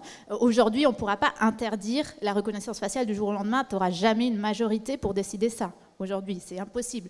Donc tu peux afficher cette position, mais tu seras minoritaire pour toujours dans ton coin. En 2022, on pourra. Voilà, en 2022, on va pouvoir. Mais voilà, c'était la même stratégie qu'on avait eue sur Stop Covid. On s'était dit quelle est la position qui peut fédérer un maximum pour nous acheter du temps et pour générer le débat. Et donc c'était de se dire, il faut au moins que cette question, elle soit débattue à l'Assemblée nationale et qu'il y ait un vote. Et donc là-dessus, on pouvait fédérer un maximum de députés qui soient pour ou contre l'application. Personne ne pouvait dire on refuse le débat. Et donc déjà ça faisait... Et je crois que le fait que les citoyens n'aient pas téléchargé l'application montre que le débat ait été porté au niveau de l'opinion publique, a eu un résultat, parce qu'il y a eu un manque de confiance, parce que les gens ont compris ce qu'il y avait derrière, etc. Très bien, merci beaucoup. Très bien. Hugo, toi, plus une question de moyens, en termes de solutions pour remédier à tout ça, en 1 minute, tes principales priorités, ça serait quoi? Moyens, quoi d'autre? Voilà. Déjà, il y a des interdictions à poser. Et donc, une fois qu'elles sont posées, il faut qu'on puisse les faire respecter. C'est toujours le même débat, effectivement. Donc, il faut qu'il y ait des moyens pour tout ça. Mais sur la question de l'éducation et de se dire il faudrait que tout le monde soit formé, je pense que tout le monde, même les vieux, ont le droit d'être formés, hein, je le dis très, très sincèrement. Mais c'est clair qu'on pourrait imaginer qu'il y ait bien plus de cours à l'école, en primaire et secondaire, sur les droits qu'on a et comment les exercer. Parce que moi qui me suis mis à suivre les textes sur la justice sans être avocat, ni juriste, ni quoi que ce soit, je me suis formé sur le tas et je me suis dit mais tous les citoyens devraient savoir comment ça fonctionne un tribunal, comment on dépose plainte, ce qui se passe derrière, enfin je sais pas, c'est paraît être démocratiquement plus sain d'être au courant, quoi. Et finalement, non, c'est confisqué à des spécialistes. Et ce qu'il faut dire aussi, je ne sais pas combien de participantes et de participants là aujourd'hui dans la salle sont venus en se disant j'y connais rien et j'espère apprendre quelque chose. Est-ce qu'il y en a dans la salle là qui sont venus en disant j'y connais rien, j'espère apprendre quelque chose? Bon voilà, il y en aura quand même quelques-uns. Hein, on n'a pas fait ça pour rien. Non, mais et donc c'est important de se dire qu'on va déployer et mettre tout en œuvre pour qu'on puisse y arriver. Et c'est pas innocemment que je viens de parler de la justice, et je conclue juste là-dessus. On l'a vu quand on a pondu des lois qui servaient pas à grand-chose sur les fake news, qu'à la fin, on crée un machin qui est y compris ingérable pour l'institution judiciaire, qui n'est pas capable de recevoir et de traiter les plaintes. Encore à un moment où le citoyen, dans le circuit, il va se retrouver confronté à un truc, on va lui dire, écoutez, oui, on vous a volé vos données personnelles, mais... il y a 4 ans, oui, c'est bon, on l'a condamné, hein, il doit vous les rendre. Bon, je caricature, mais c'est un peu ça l'idée quand même. Donc du coup, l'effectivité de ce qu'on raconte, c'est quand même déterminant. Et poser des interdictions, ça me semble déjà être un bon point d'appui. Benoît, une des pistes de solution, est-ce que ça passe pas par essayer de passer d'une infrastructure centralisée orienté sur des grandes plateformes, des grands GAFAM, des grands systèmes, comme on l'a vu aussi, le système Prism avec la NSA et Snowden, c'est un peu basé sur ça, c'est-à-dire une centralisation de la donnée, une matrice pour classer à sa manière. On est très dépendant des GAFAM, de Facebook, etc. sur ce système-là. Est-ce qu'on ne ferait pas mieux de revenir à un système décentralisé et pluriel, finalement? Tu veux pas que je parle d'IBM d'abord ? Si tu veux, vas-y. Tu m'as lancé dessus tout à l'heure. Ouais, donc oui, vous avez peut-être vu que récemment, IBM et d'autres entreprises comme Amazon ont dit bon alors on va faire un moratoire sur la reconnaissance faciale. Regardez, on est gentil, on est pour la protection des données personnelles. Donc nous, on a écrit un article dessus pour dénoncer un peu ce positionnement politique des entreprises qui s'achètent de l'éthique en fait en prenant ces décisions-là. Alors on est dans une période un peu particulière sur la lutte contre le racisme, par exemple aux États-Unis. États-Unis beaucoup et qui est un peu parti dans le reste du monde. Et comme disait Salwa tout à l'heure, on a des biais racistes absolument incroyables dans ces outils-là, mais pas seulement, on a même des outils qui ne fonctionnent pas. Les endroits dans lesquels ils ont été testés, on a un certain nombre d'endroits en France dans lesquels ce qu'on appelle la vidéosurveillance automatisée a fait ses premiers pas. C'est ce qu'on dénonce dans la campagne Technopolis. Et en fait, les conclusions de ces tentatives sont qu'en fait, ça marche pas bien. Donc ces entreprises ont beau jeu d'aller dire bon, on se met en retrait, on va faire un moratoire de 1 ou 2 ans là-dessus. En fait, c'est entre autres parce que ça ne marche pas bien. Ensuite, il y a aussi que en fait, un peu n'importe qui aujourd'hui peut récupérer des librairies qui font de la reconnaissance faciale et faire finalement leur outil de reconnaissance faciale. Et vous avez plein de startups qui se lancent sur ce domaine-là. Donc c'est un domaine qui devient extrêmement concurrentiel. Et ces entreprises n'ont pas forcément vocation, IBM ou Amazon, à risquer une image de marque face à plein de petites startups qui se proposent de faire exactement la même chose, c'est-à-dire du contrôle de la population, vendre des outils aux polices qui vont aller surveiller, faire de la police prédictive ou des choses comme ça, en risquant eux-mêmes leur image de marque. Donc ça, c'est aussi des choses. Ensuite, ils ne demandent pas seulement un arrêt total de la surveillance juste comme ça, ils demandent surtout un encadrement juridique. C'est ça quand ils s'adressent à l'État américain en disant bon nous on va arrêter, on va se stopper, arrêter d'utiliser nos outils parce que quand même vous les utilisez mal, ce qui est quand même un peu bizarre quand c'est eux qui les ont vendus avec le même objectif de surveillance de la population. Ils disent mais donnez-nous les outils pour encadrer l'usage de ces technologies de reconnaissance faciale, enfin biométrique, de surveillance de la population et autres. Donc c'est aussi ça, hein, c'est aussi cette question-là qui nous pose beaucoup de problèmes parce que ces entreprises-là attendent qu'on leur donne les règles pour mieux pouvoir encadrer. Donc voilà. Et puis bon, c'est finalement que sur la reconnaissance faciale qu'ils font ça. Et puis ils ont plein d'autres outils de surveillance de la population, typiquement la police prédictive aussi dont je parlais, qui continuent à vendre en réalité derrière. Voilà. Donc ça c'est sur IBM. Et la décentralisation. Alors, donc oui, il y a plein de, comme disaient mes précédents interlocuteurs, il y a plein de pistes en réalité pour résoudre, pour répondre aux problèmes dont on parle là, de surveillance. Il y a en effet arrêter de centraliser les données dans des espèces d'énormes silos, des entreprises gigantesques qui vont récupérer des informations partout. Donc c'est arrêter de travailler avec Google, arrêter de travailler avec Amazon, Microsoft et autres qui vont centraliser de la donnée. Donc faire plutôt du low-tech, c'est-à-dire des petites entités. Donc il y a une association qui s'appelle Framasoft qui a poussé à l'existence de chatons, donc des petites associations ou petites entreprises qui proposent des services plutôt locaux et qui sont des solutions très intéressantes pour éviter de mettre tout dans un même silo et ce qu'on appelle un pot de miel, hein, c'est un honeypot qui fait que une fois qu'on a énormément de données, on veut faire plein de choses avec. On se dit tant qu'on l'a sous la main, allons-y, faisons de la recherche dessus, enrichissons des réseaux de neurones et allons voir un peu ce qu'on peut faire avec. Donc ça c'est une des solutions et à la Quadrature du Net on a proposé une solution qui s'appelle l'interopérabilité. L'interopérabilité, c'est un outil, c'est une manière de travailler en permettant que les différents services se parlent les uns les autres. C'est-à-dire que Facebook, qui essaye au maximum de vous conserver dans son propre écosystème, soit obligé de discuter avec d'autres écosystèmes, c'est-à-dire d'autres outils, d'autres réseaux sociaux qui vous autoriseraient à vous inscrire donc ailleurs, mais à dialoguer avec des gens qui sont sur Facebook et à voir ce qu'ils publient. Mais pas seulement Facebook, Instagram et autres outils comme ça.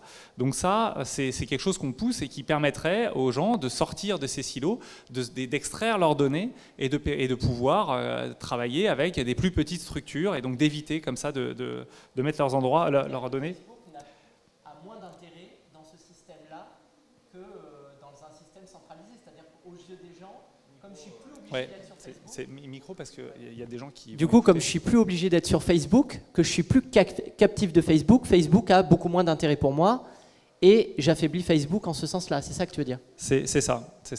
Alors Facebook, il y a d'autres cordes à son arc, hein, évidemment. Il y a tout un tas d'outils qui sont à l'intérieur des pages de sites web qui acceptent de travailler avec Facebook en mettant les petits pouces sur les pages ou des choses comme ça qui permettent de lui apporter de la donnée. Google, c'est pareil. Par exemple, le gouvernement français met des captcha Google dans ses applications. Donc ça, c'est encore apporter de la donnée à Facebook ou des vidéos YouTube à l'entrée quand on doit se connecter sur le site des impôts, par exemple. C'était il y a 2 ans, il me semble, sur l'arrivée de l'impôt à la source. Donc on était obligé de regarder une vidéo sur YouTube. Donc en fait, il avait des informations sur tous les gens qui se connectaient sur le site des impôts, ce qui est très particulier. Voilà, et donc ça, c'est aussi d'ailleurs un sujet, c'est que le gouvernement français, sur les marchés publics, l'argent public, cesse de travailler avec des entreprises multinationales, donc de renforcer finalement leur pouvoir sur le monde, sur les données, sur les outils. Si demain les élèves travaillent avec du Google Doc par exemple, ils auront l'habitude d'utiliser du Google Doc et puis quand ils seront adultes ils utiliseront du Google Doc et c'est pas forcément le rôle de l'éducation nationale de les pousser à travailler avec des outils Microsoft, Google et autres, mais plutôt de travailler avec des outils qui sont et qui font partie de l'éducation dont parlait Salwa tout à l'heure, qui est en fait de les éduquer dès le plus jeune âge, pas seulement en leur disant voilà comment on code 3 lignes de code pour arriver à faire allumer une lampe, mais aussi de savoir finalement qu'est-ce que c'est que la réglementation, qu'est-ce que c'est que les données, quel est le risque à les laisser, et qu'il y ait une conscientisation qui soit faite de ce que c'est que les données personnelles et du pouvoir que ça donne sur les populations. Ça renvoie à ce que disait Salwa sur la question de l'éducation. Chloé, pour terminer, toi qui as une vision sur vraiment l'Union européenne et le continent européen en lui-même, comment est-ce qu'on mène cette bataille de contrôle et de maîtrise des technologies de surveillance numérique à travers l'échelon européen, sachant qu'en fonction des régimes, des pouvoirs politiques en place, on voit qu'en Pologne, on n'a pas la même réaction qu'en Autriche, qu'en France, qu'en Espagne, etc. On voit bien que l'Union européenne a été complètement morcelée dans sa politique de confinement, déconfinement, etc. Comment est-ce qu'on arrive à faire un front commun numérique sur toutes ces questions-là à travers l'ensemble de l'Union européenne? On ne va pas parler du monde pour l'instant, mais déjà à échelle de l'Europe, c'est déjà pas mal. En 2 minutes, et après on passera aux questions. On est désolé, du coup vous aurez un quart d'heure, désolé.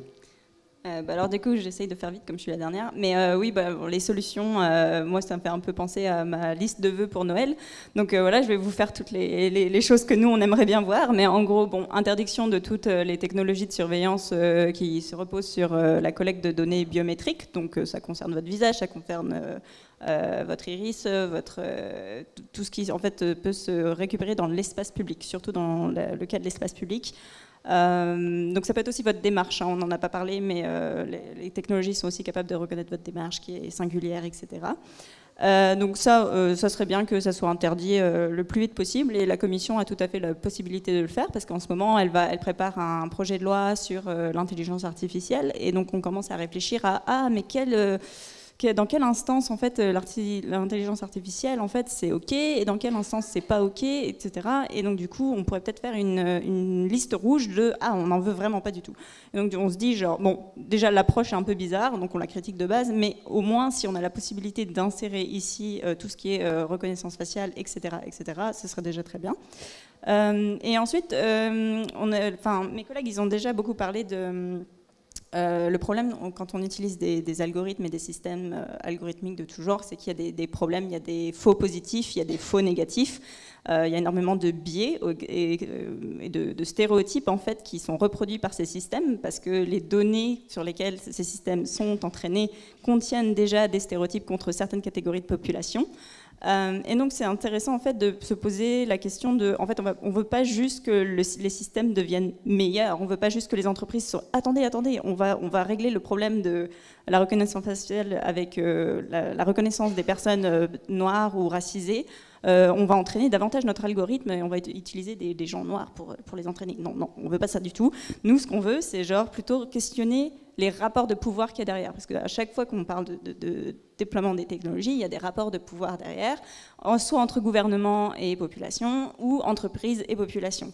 Et donc du coup, c'est vraiment super important, comme l'a dit Benoît, de remettre en question la domination de ce qu'on appelle les big tech, les grosses entreprises américaines qui dominent complètement la manière dont on accède à l'information, et qui aussi sont assez dominantes aussi sur le marché de ces technologies de la coercition pour les forces de l'ordre, et aussi les rapports de pouvoir avec le gouvernement. Ça c'est un truc. Donc nous, ce qu'on demande, c'est aussi de désinvestir, arrêter de mettre de l'argent public, parce qu'il y a énormément de fonds européens qui vont dans des projets de recherche pour développer ce genre de technologie, mais genre on parle de millions, hein, et à chaque fois c'est attribué à voilà, forcément des universités de pointe européennes qui vont travailler avec des entreprises de pointe européennes pour développer des technologies, et après seulement que la technologie elle est là, on se dit ah mais elle est là, donc du coup il faut qu'on crée un cadre légal pour pouvoir l'utiliser, et ça c'est arrivé plein de fois, surtout ça utilise, encore une fois ça arrive dans des cas où les personnes qui sont le plus touchées sont celles qui ont le moins de pouvoir politique, le moins de possibilités de se défendre. Et ça, par exemple, je peux vous citer une liste de 10 exemples possibles et inimaginables, surtout au niveau des frontières. Les migrants, c'est une catégorie de population, c'est les nouveaux colonisés, quoi. Avant, si vous savez un peu la domination policière, si vous regardez un peu à la domination policière, avant on testait les outils de domination coloniale sur les colonisés, dans les colonies françaises. Maintenant, c'est sur les migrants qui arrivent en Europe.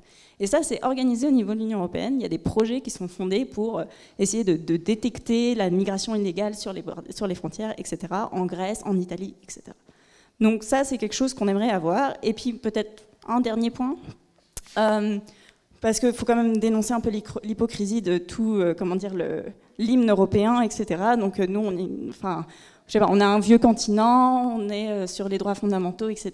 Mais il reste encore que rien n'est fait pour limiter les exportations de nos produits de surveillance dans des pays qui ont des situations en termes de droits humains absolument catastrophiques, et donc on fait de l'argent là-dessus. On permet à nos entreprises d'exporter des technologies de surveillance et de coercition absolument abominables dans d'autres pays du monde, mais tout ça bien enrobé derrière des communiqués de presse qui disent que quand même l'Union européenne, c'est le continent de la paix et c'est le continent des droits humains. Voilà. Merci beaucoup Chloé, merci. Alors,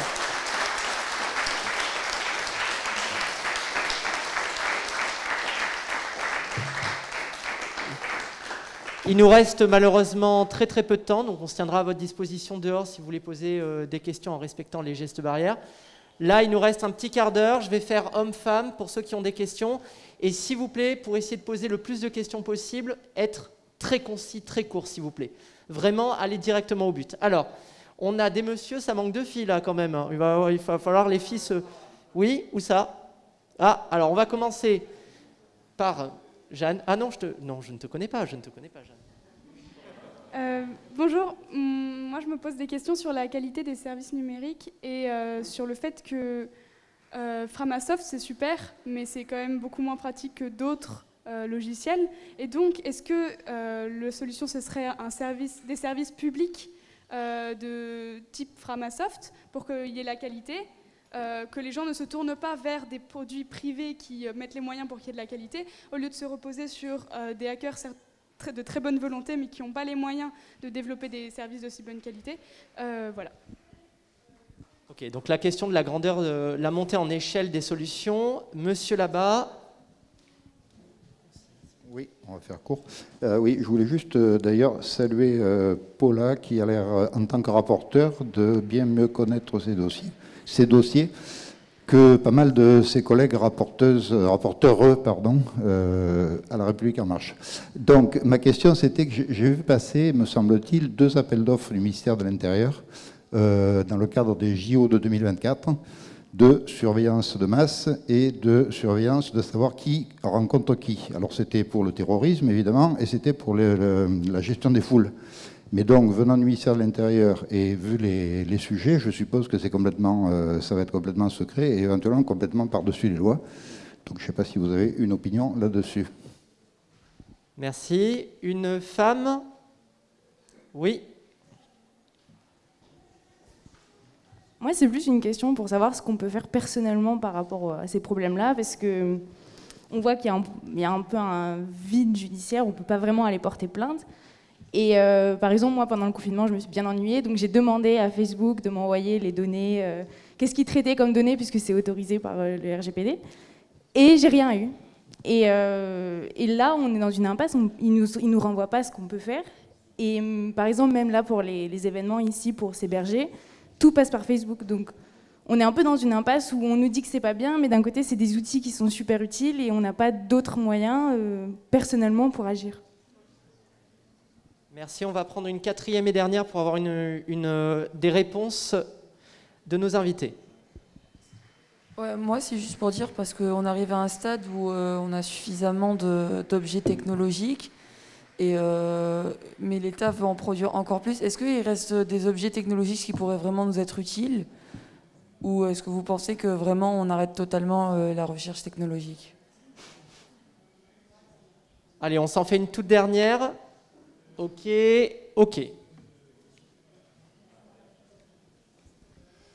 Oui, merci. Bonjour, je suis senior, Candide. J'ai apprécié votre exposé sur le côté obscur du numérique et de l'usage des images au travers du domaine public. Mais j'aimerais avoir une finalité un peu plus optimiste vis-à-vis de votre discours. On pourrait utiliser les données numériques, par exemple, dans les milieux urbains, pour simplement fluidifier le trafic au niveau des feux rouges. Vous avez certainement vécu en pleine nuit des cycles de feux rouges totalement abscons qui ne servent à rien parce qu'il n'y a pas de voiture qui passe, alors que l'analyse numérique des images est très simple, et l'analyse avec des moyens numériques, des ordinateurs à créer sur ces éléments permettrait de fluidifier les villes. Et effectivement, par contre, l'État toucherait moins de taxes au niveau du pétrole. Ça, c'est le contre-coup. C'est tout. Je voulais juste finir avec ce côté un peu optimiste. Merci, monsieur. Alors, je vous laisse répondre. Chacun, comme vous le sentez, sur les questions qui vous semblent pertinentes, mais avec un temps très court, malheureusement. Il nous reste très peu de minutes. Donc, qui veut commencer? Allez, Paula Forteza. Merci. Donc je vais aller au point sur la question de Framasoft et comment on peut soutenir ce type d'initiative. Je recommande de lire un petit essai de Henri Verdier sur les communs numériques et à quel point ils peuvent aider à retrouver une souveraineté numérique. C'est-à-dire que je pense vraiment que l'État doit investir et doit soutenir voilà, ce type de modèle avec des gouvernances ouvertes, partagées, etc. Et que notamment, ça aurait été une stratégie beaucoup plus intelligente que celle de Stop Covid, par exemple, en temps de confinement, de télétravail, etc., d'outiller les Français en soutenant ce type d'initiative financièrement, avec des ressources, etc. Sur la question de la commande publique, évidemment, il faut pousser pour une transparence de la commande publique la plus aboutie possible. Il y a beaucoup d'associations qui travaillent dessus.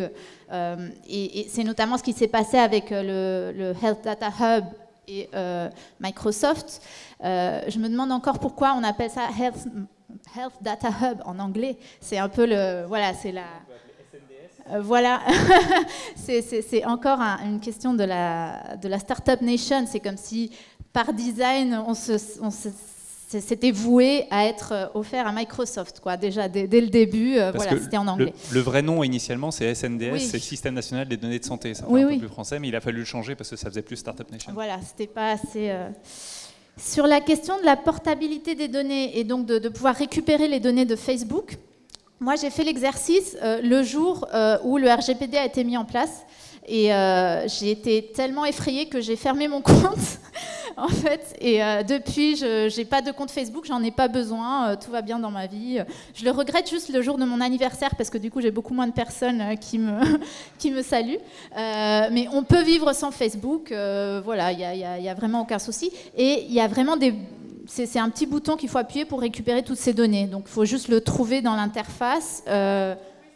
Voilà, en général, c'est assez caché. Mais je pourrais vous montrer si vous voulez juste après. Ça télécharge, en fait. Ça télécharge directement.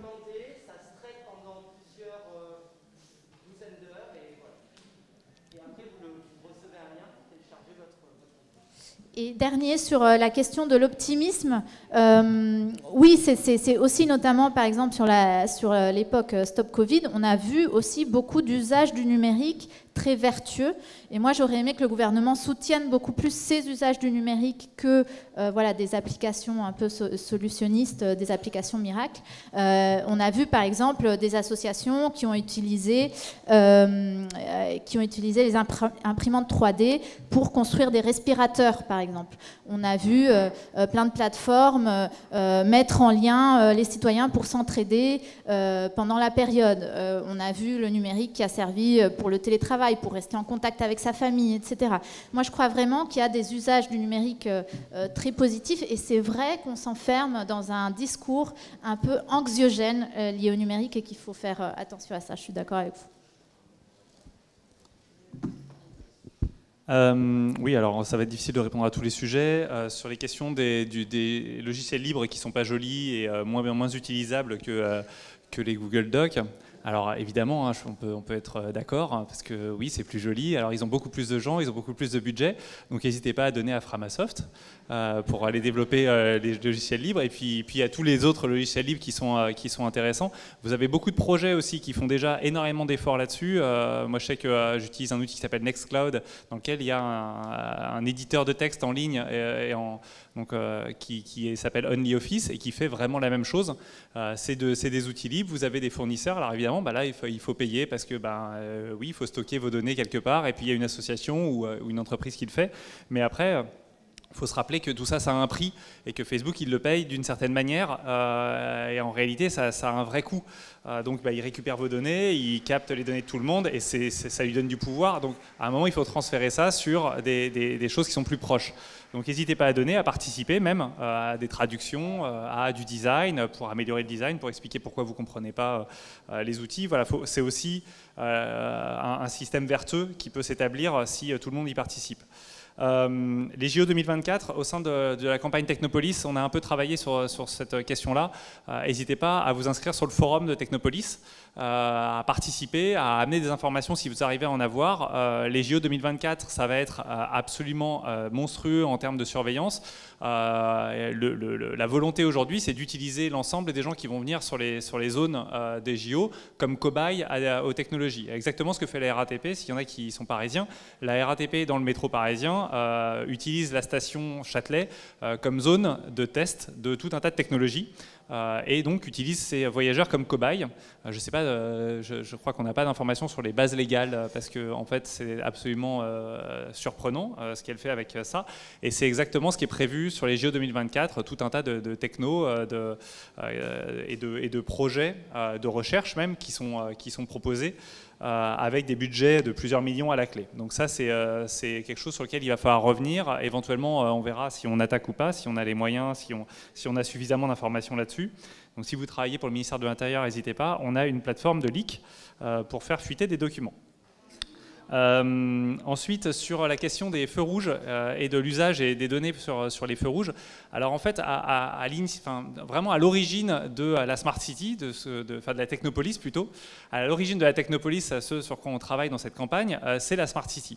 La Smart City, c'était la grande idée qu'on allait emmagasiner tout un tas d'informations sur le fonctionnement de la ville et qu'on allait améliorer le fonctionnement de la ville. Pouvoir prendre des décisions mieux, savoir où est-ce qu'il fallait agrandir les routes, ou agrandir les trottoirs, ou ralentir les voitures, ou gérer les feux rouges, ou tout ça. Tout ça, c'est la Smart City. Et ça, c'était dans le courant des années 2000, cette grande idée, c'était vraiment l'utopie qui se transforme en dystopie. Ça, c'est vraiment, à peu près, pour conclure d'ailleurs, c'était vraiment cette utopie d'un meilleur fonctionnement de la ville qui se transforme en une surveillance généralisée. Le problème, et c'est ce que je disais tout à l'heure, c'est quand vous accumulez de la donnée, vous ne savez pas à quoi elle va servir. Vous donnez du pouvoir à quelqu'un. En général, ce quelqu'un, c'est un ministère, c'est quelqu'un qui a du pouvoir sur vous, c'est la collectivité locale. Elle peut prendre des décisions qui vont changer votre quotidien, pas forcément personnellement, mais de manière globale, et vous ne savez pas à quoi ça va servir demain.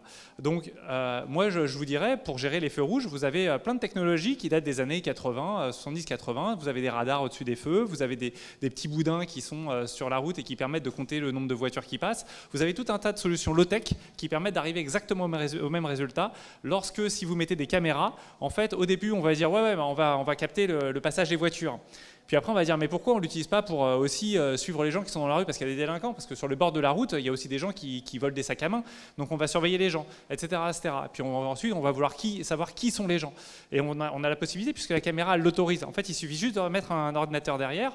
Et quand vous avez des outils comme BriefCam, par exemple, qui vous permettent de faire de l'analyse d'images pour savoir quand les voitures passent, par exemple, vous avez exactement cet outil-là, savoir combien de voitures passent, combien de voitures orange passent, et combien de voitures orange passent dans un sens ou dans un autre. Et ces outils-là, en fait, c'est juste des options à cocher. Si vous voulez que BriefCam fasse de la reconnaissance faciale, vous avez juste une option à cocher et elle fait de la reconnaissance faciale pour vous. Tous ces outils-là, aujourd'hui, sont tellement faciles à mettre en œuvre que toutes les startups du moment proposent ces outils. Donc quand vous branchez un outil de reconnaissance d'image sur un flux vidéo aujourd'hui, il n'y a pas besoin de mettre des caméras spéciales, hein, toutes celles que vous montez aujourd'hui sont compatibles, elles ont une définition largement suffisante. En fait, vous autorisez potentiellement demain à des utilisations beaucoup plus problématiques. Merci Benoît. Chloé, Hugo et Salwa Toko, il reste. Ouais, moi, je pense que tout a été dit. C'est con de prendre du temps pour répéter, mais en gros, peut-être juste sur le côté, encore une fois, du libre et des petits outils, des outils qui sont dans le libre, etc. Faut faire aussi attention. Des fois, j'entends ce serait bien que nous, on ait notre propre truc, que le gouvernement développe son Google, son Facebook. C'est aussi un peu la vision qu'il y a au niveau européen avec le commissaire français, Thierry Breton, pour le marché intérieur, qui est responsable du marché intérieur, qui a un peu cette idée, lui, il est ancien patron d'un grand groupe télécom, donc il a aussi cette vision un peu industrielle, oui, on veut nos propres GAFAM, comme ça on aura beaucoup plus de souveraineté, on pourra prendre nos décisions, on sera beaucoup plus, on ne devra pas se battre contre les Américains, etc. C'est une impasse finalement, Chloé Berthélémy, c'est ça que vous voulez dire? Oui, c'est là où je veux venir, c'est qu'effectivement, ça ne sert à rien de remplacer vous avez un système de surveillance bien rodé, ça ne sert à rien de le remplacer avec un système de surveillance made in the EU, made in France, ça ne sert à rien parce que le résultat est le même pour les utilisateurs et les utilisatrices. Mais souverain. La nation est safe. Et je pense que c'est bon. Super. Hugo? Oui, je vais être pas complètement d'accord avec cette dernière intervention, parce que je crois qu'on la force au pouvoir d'un État, on le voit quand il s'agit d'être répressif, et il pourrait y avoir une puissance d'un État pour développer des outils d'intérêt général avec qui soient open source. Mais pas une puissance privée, parce qu'en fait, ce que Chloé dit, elle parle d'acteurs privés en fait. Et bon, il y a une tentation de se dire aussi, oui, mais en fait, nos données personnelles, faut ni les remettre dans le privé, ni les remettre dans les mains du gouvernement, parce qu'il peut aussi y avoir des mauvais usages de ça, évidemment. Et ça dépend le type de logiciel qu'on fait, et comment il est accessible, qui le gère, qui le gouverne. Mais la puissance de développement d'un logiciel, oui, je vous prends un autre exemple, mais pourquoi tout le monde va sur Doctolib pour prendre son rendez-vous médical? C'est quoi ce bazar? Non mais pourquoi il n'y a pas une application du gouvernement open source qui garantit qu'on puisse aller voir dedans et qui ne collecte pas nos données et où chaque médecin de ce pays puisse se raccorder pour qu'on puisse prendre notre rendez-vous médical? Parce qu'au fond, en vrai, c'est super pratique, quoi. Je veux vais pas dire le contraire. Je suis content de pouvoir prendre mon rendez-vous tranquillement avec mon agenda, etc., plutôt que de galérer à appeler, que personne au téléphone, etc. Bon. Et donc on pourrait avoir une solution technologique gérée par l'État et qui offre toutes les garanties démocratiques suffisantes. Mais après, c'est la question de la centralisation, Hugo, qui pose problème aussi. Oui, bien sûr, mais on pourrait faire le gérer de manière décentralisée. On a inventé la décentralisation, ça. Bon, bref, et la déconcentration aussi, et ça peut tout à fait fonctionner. Mais moi, je crois aussi, par exemple, pour les solutions numériques qui sont développées à l'intérieur des administrations, parce que j'étais fonctionnaire du ministère de l'Intérieur, travaillant sous Word, en me disant que c'est n'importe quoi. Je veux dire, de où on serait pas, pourquoi on n'a pas la capacité technologique dans ce pays d'avoir des informaticiens fonctionnaires qui font du développement d'applications et qui le font en lien avec tout l'écosystème associatif, militant, etc. et qui puissent garantir, justement, offrir des garanties très concrètes en termes de liberté individuelle. Même à l'Assemblée, on nous développe des trucs pour la loi de finances pour analyser le budget, là, et comme on ne sait pas faire, on passe par une start-up. Non, on passe officiellement par la direction de l'informatique auprès du ministère auprès des services du Premier ministre, j'ai plus le nom exact, qui eux-mêmes passent par un sous-traitant parce qu'ils n'ont pas en interne. Non, mais c'est un cas positif. OpenFisca, qui est un des cas d'école, de commun numérique. L'outil, il est utile de savoir que quand on fait un amendement, que ça va faire en plus ou en moins dans le budget de l'État. Je suis content, moi, en tant que parlementaire, de savoir à la fin ce que je vote, si c'est vrai ou pas. C'est utile. Mais pour produire ce logiciel, on n'a pas les ressources en interne à l'État. Et je me dis, c'est un problème, quoi. Merde, on est censé être 6e puissance mondiale, on devrait pouvoir y arriver. Voilà, je ne vais pas dire grand-chose de plus sur le reste. Je suis plutôt d'accord. Et sur le ministère de l'Intérieur, les JO de 2024, oui, ils font plein de tests, mais vous savez, c'est pareil, hein, c'est comme pour les drones pendant le Covid. Hein.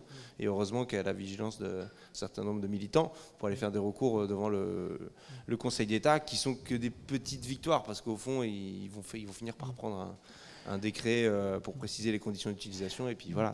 Non seulement ils expérimentent, mais aussi ils proposent des tests gratuits aussi à différentes villes pour faire un petit peu vitrine et appel d'offres aussi. Hein. Salwa Toko, pour terminer très rapidement, vos quelques réponses, et puis après je clôture en 15 secondes. Merci Alexandre. Non, je ne vais pas revenir sur tout ce qui a été dit. Juste une chose, pour répondre à une question de mademoiselle, non, je ne pense pas, en tous les cas à titre personnel, qu'il faille arrêter la recherche et la technologie. La technologie peut apporter du bien, voilà. En médecine, on a pu le prouver, dans l'éducation, on a pu le prouver, dans les transports, etc.